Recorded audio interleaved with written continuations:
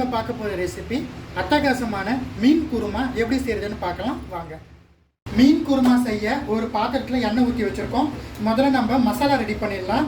நல்லா நுருங்க கட் பண்ண பெரிய வெங்காயம் அரை கை போல் எடுத்துருக்கேன். இது கூடவே ஒரே ஒரு பச்சை மிளகாய் சேர்த்துடலாம். பழுத்த தக்காளி பழம் அரை கைப்பிடி.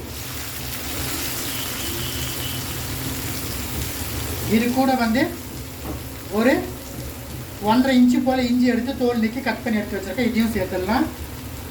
பூண்டு அரை பூண்டு எடுத்து உரிச்சு எடுத்து வச்சுருக்கேன். இதையுமே சேர்த்து வதக்கிக்கலாம்.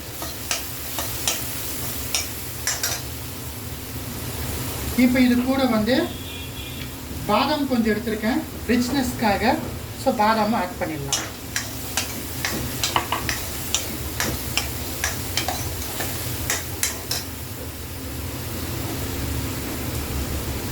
கல்பாசி சேர்த்துக்கலாம்.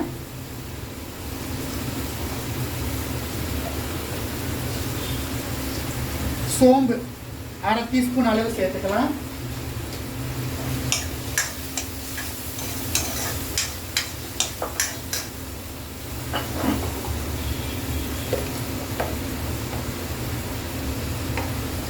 ஜீரகம் 1/4 டீஸ்பூன் அளவு சேர்த்துக்கலாம்.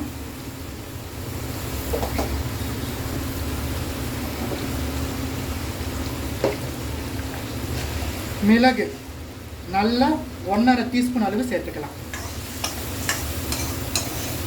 இதெல்லாம் சேர்த்து நல்லா வதக்கிக்கலாம். மல்லித்தூள் பாருங்க ஒரு 3/4 டீஸ்பூன் சேர்க்கிறேன்.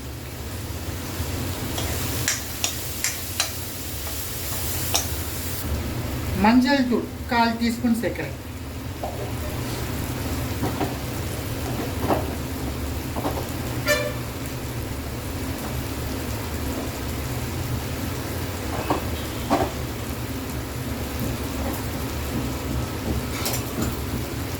தனி மிளகாய் தூள் 3/4 டீஸ்பூன் அளவு சேர்க்கலாம். மசாலாலாம் சேர்க்கும் போது அடுத்த மிதமான தீயில வச்சுக்கணும்.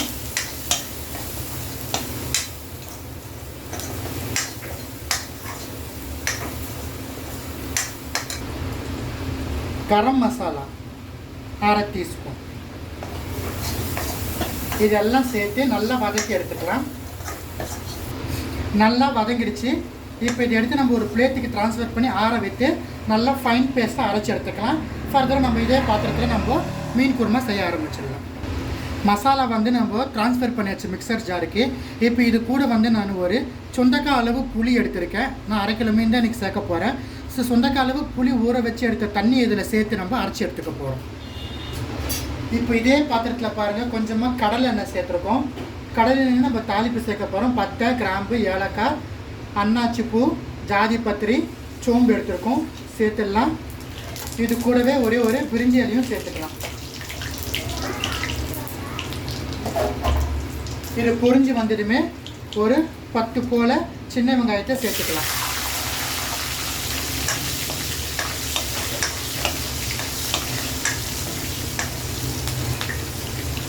நல்லா பொடியாக நறுக்கின பெரிய வெங்காயம், நல்ல ஒரு பெரிய வெங்காயத்தை நறுக்கியிருக்கேன்.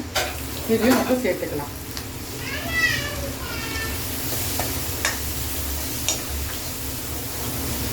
இது கொஞ்சம் நம்ம வதங்க வைக்கலாம்.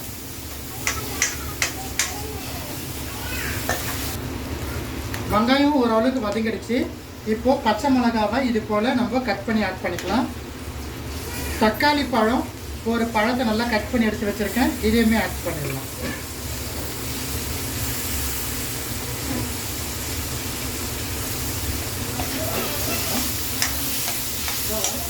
இப்போ நம்ம புதினா தழையை ஆட் பண்ணிக்கலாம்.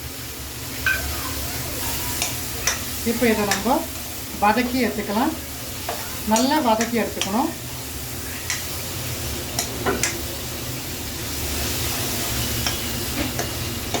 நல்லா வதக்கி வரத்தோன்ட்டு நம்ம அரைச்சி வச்சுருக்கோம்ல புளி தண்ணி விட்டு அந்த பேஸ்ட்டை ஆட் பண்ணிக்கலாம். அப்புறமா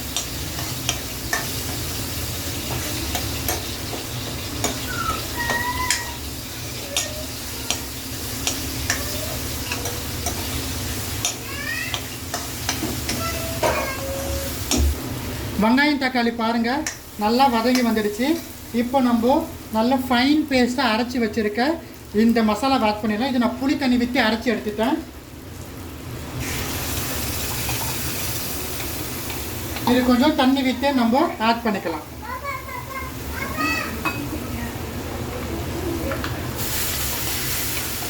அரை கிலோ மீன் தான் எடுத்திருக்கேன். ஸோ நான் அதுக்கேற்ற மாரி நான் தண்ணி விட போகிறேன். நீங்கள் எவ்வளோ எடுக்கிறீங்களோ அதுக்கேற்ற மாதிரி ரேஷியோஸ் வந்து நீங்கள் எக்ஸ்டெண்ட் பண்ணிக்கணும். நான் வந்து இன்றைக்கி வஞ்சரம் ஃபிஷ் எடுத்திருக்கேன். இன்னும் கூட கொஞ்சம் தண்ணி ஆட் பண்ணிக்கலாம்.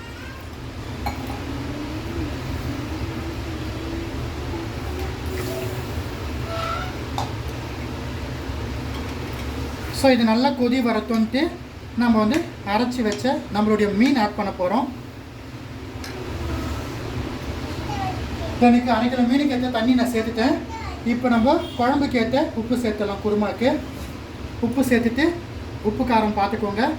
காரம் இந்த மசாலாவில் நம்ம எல்லாமே ஆட் பண்ணியாச்சு. தேவைன்னா நம்ம குழம்பு மிளகாய் தூள் சேர்த்துக்கலாம். உங்களுக்கு இந்த காரம் ஓகேனா அப்படியே விட்டுடலாம்.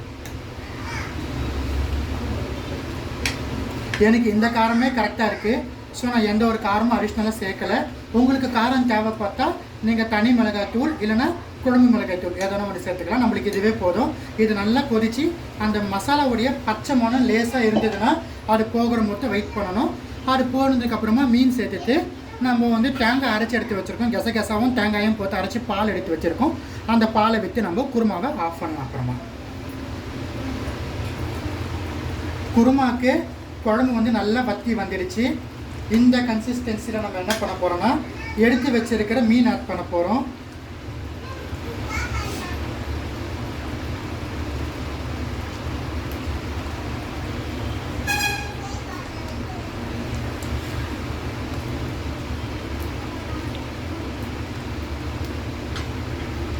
மீன் சேர்த்துட்டு மிதமான தீயில வந்து 3 நிமிஷம் போல் விடலாம். அதுக்கப்புறமா நம்ம தேங்காய் பால் ஆட் பண்ணலாம். இப்போ நம்ம மல்லித்தழை ஆட் பண்ணிக்கலாம்.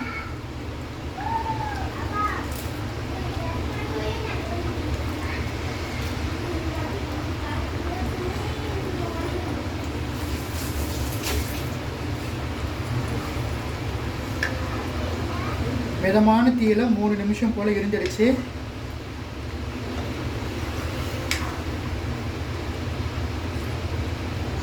ஸோ பாருங்கள், தேங்காயும் கெசகெசாவும் போட்டு பால் எடுத்து வச்சுருக்கோம். இதை நம்ம குருமாவில் சேர்த்துடலாம்.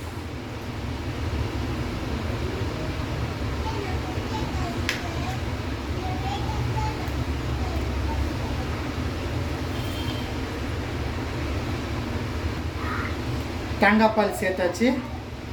ஹை ஃப்ளேமில் இன்னொரு 3 மினிட்ஸ் போல் விடுவோம்.